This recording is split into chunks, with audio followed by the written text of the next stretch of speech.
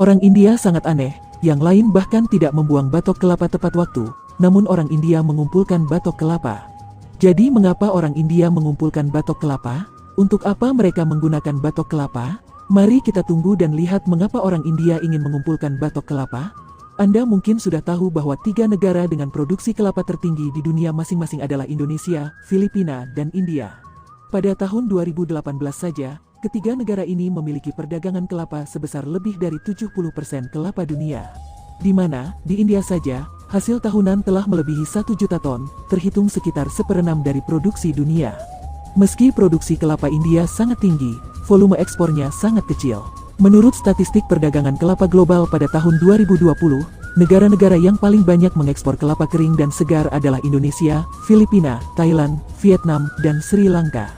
India merupakan produsen kelapa terbesar ketiga di dunia namun belum masuk dalam 5 besar negara pengekspor kelapa. Jadi kemana perginya kelapa dalam jumlah besar itu?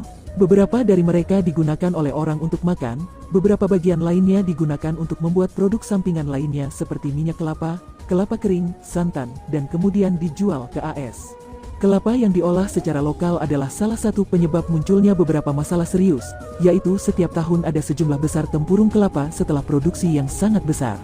Karena batok kelapa cukup kokoh, sulit terurai secara alami dalam waktu singkat, sehingga jumlah batok kelapa semakin menumpuk. Ketika TPA tidak bisa lagi menampungnya, orang India akan membakarnya. Bahkan, tidak hanya India, tetapi tingkat penggunaan tempurung kelapa dunia kurang dari 25%. Software tempurung kelapa dibuang begitu saja seperti sampah. Selain itu, setiap tahun India membakar batok kelapa dalam jumlah besar tanpa menggunakannya. Sehingga orang India mempertimbangkan untuk menggunakan batok kelapa. Anda mungkin tidak tahu, dalam batok kelapa memiliki kandungan serat yang sangat kaya, yang terlihat sangat mirip dengan serat rami. Tetapi produksi benang rami India menyumbang lebih dari 50% dunia. Pabrik benang rami India tidak hanya besar jumlahnya, tetapi juga memiliki pengalaman yang kaya. Dengan demikian, produksi sabut memiliki keunggulan khusus. Jadi orang India memanfaatkan keuntungan itu secara menyeluruh, pertama-tama masukkan batok kelapa ke dalam penghancur untuk bisa memisahkan batok dan sabutnya. Kelapa eboni bisa langsung dijadikan pupuk organik, sedangkan sabutnya masih perlu diolah. Tergantung pada permintaan pasar, sabut akan diproses secara berbeda.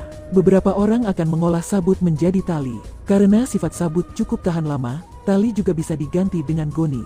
Tentu saja, tali mentah ini juga dapat diolah lebih lanjut menjadi karung dan digunakan untuk melapisi jalan tanah untuk perbaikan jalan.